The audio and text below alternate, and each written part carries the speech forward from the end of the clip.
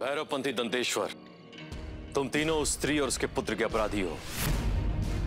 हमने कहा था ना कि हम तुम्हें दंड अवश्य देंगे। अगंध महाभैरव की राजन, तुमने हमारे साथ चतुराई की, किंतु ये सब व्यर्थ है।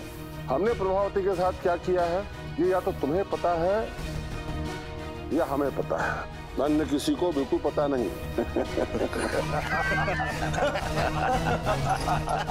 क्या करोगे राजन? सबको बताओगे? यहाँ का मठाधीश मैं हूं, सब मेरी बात पे विश्वास करते हैं, तुम पर नहीं। कुछ सिद्ध नहीं कर पाओगे राजन। तुम जीत तो गए हो, किंतु स्वयं के लिए, इस संसार के लिए तुम पराजित हो। हाँ राजन, पर एक स्त्री के रूप में अब भी तुम्हारा स्वागत है हमारे इस मठ में।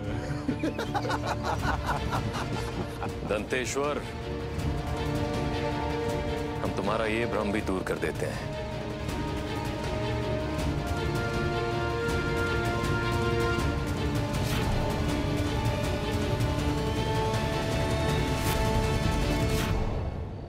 राजा विक्रमादित्य, प्रभावती के साथ हुए अधर्म के प्रमाण जुटाने के लिए तूने बहुत अच्छी युक्ति लगाई।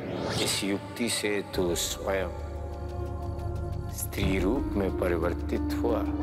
देखना यह है कि क्या इस युक्ति से तू बेताल की परीक्षा में उत्तीर्ण हो, क्या तू धर्मज्ञ कहलाएगा, क्या ये अघोरी अपनी तंत्र शक्ति और दृष्टता में उलझाकर तुझे असफल कर देंगे। राजन, तुमने हमारी वर्षों की तपस्या को एक क्षण में नष्ट कर दिया। हम तुम्हें इन दोनों मां पुत्रों को जीवित नहीं छोड़ेंगे।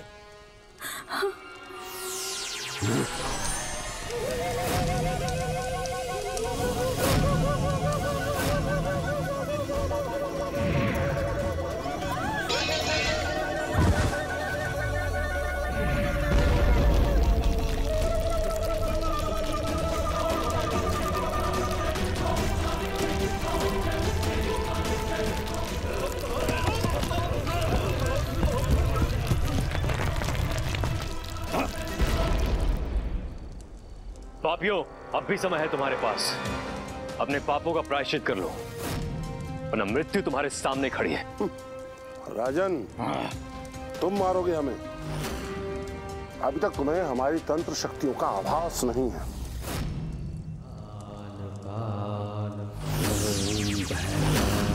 नमः।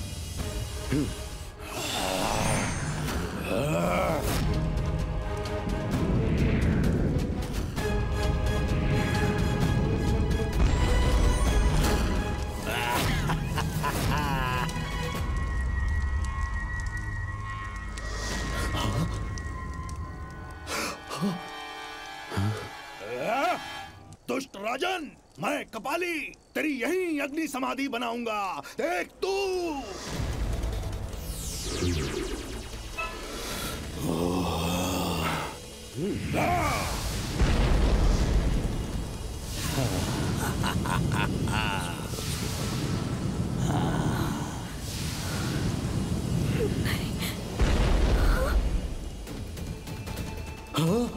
इन लोगों को अवसर दिए बिना इनका अंत करना होगा।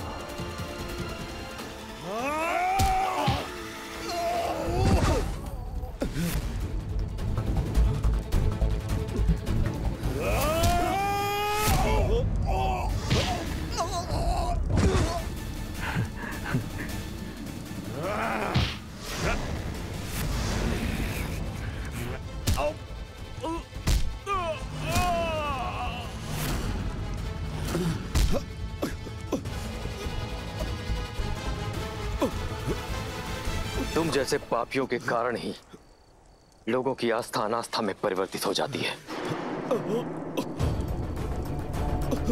देख रहे हैं आप लोग,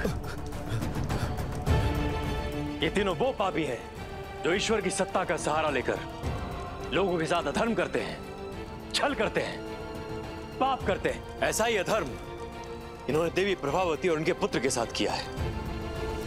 इन्हें जीवित रहने का कोई अधिकार नहीं। राजन!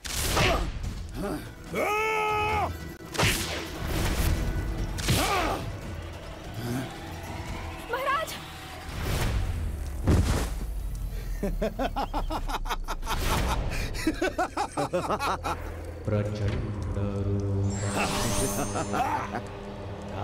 देखा वैष्णव पंथियों,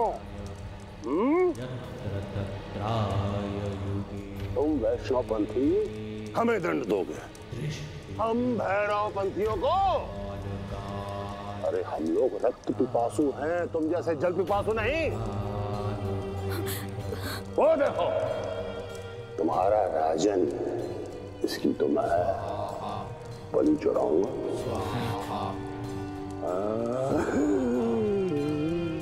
परंतु उससे पहले देवव्रत और प्रभावती को मृत्यु दंड दूंगा। मृत्यु दंड।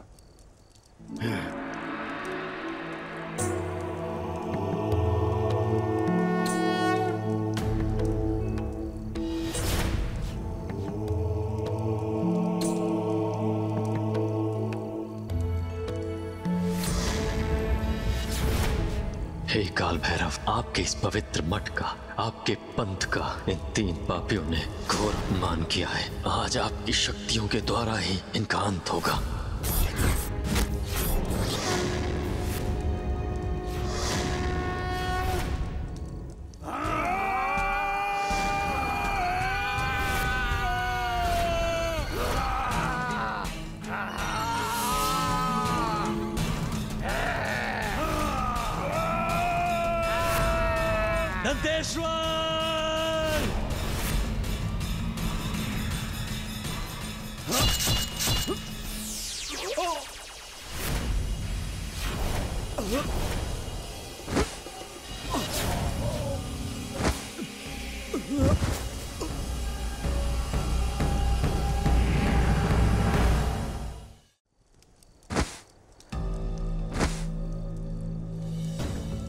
पाप अधर्म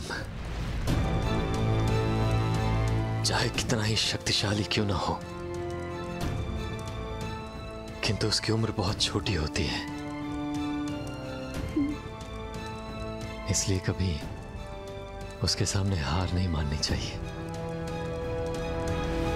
राजा विक्रमादित्य, उन तीनों पापियों को दंड देकर तू प्रशंसा के पात्र तो हो गया, किंतु अभी भी पूर्ण न्याय नहीं किया। देवव्रत के कुल और गोत्र को लेकर समस्या अभी भी वहीं है। अब भी वो इस समाज में अस्वीकार ही। राजन, आपने हमारे लिए बहुत कुछ किया, उन पापियों को दंड दिया। मैं आपकी जीवन भर आभारी रहूंगी राजन। किंतु मेरे पुत्र को अभी भी समाज नहीं स्वीकारेगा। इसका जीवन तो व्यर्थ ही है ना? ऐसा नहीं होगा देवी, हम आज से इस परंपरा को ही बदल देंगे। संतान पर पहला अधिकार मां का होता है। मां संतान को जन्म देती है, उसे पालती पोसती है, उसकी पहली शिक्षक होती है। संतान के सर्वप्रथम संस्कार भी माता से ही आते हैं।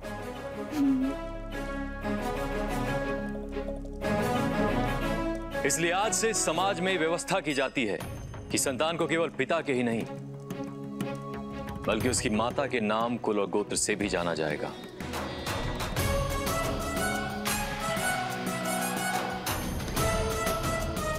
धर्म के अनुसार यदि कोई माता अपनी संतान के पिता का नाम, कुल और गोत्र नहीं बताना चाहती है, तो यह उसका अधिकार होगा।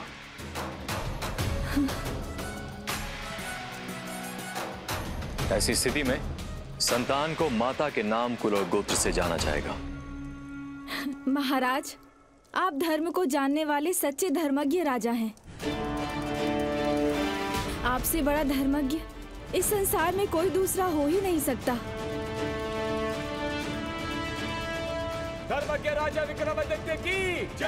धर्मज्ञ राजा विक्रमादित्य की जय। धर्मज्ञ राजा विक्रमादित्य की जय। धर्मज्ञ राजा विक्रमादित्य की जय। जो धर्म अनर्थों से मनुष्य की रक्षा न करे वो व्यर्थ है।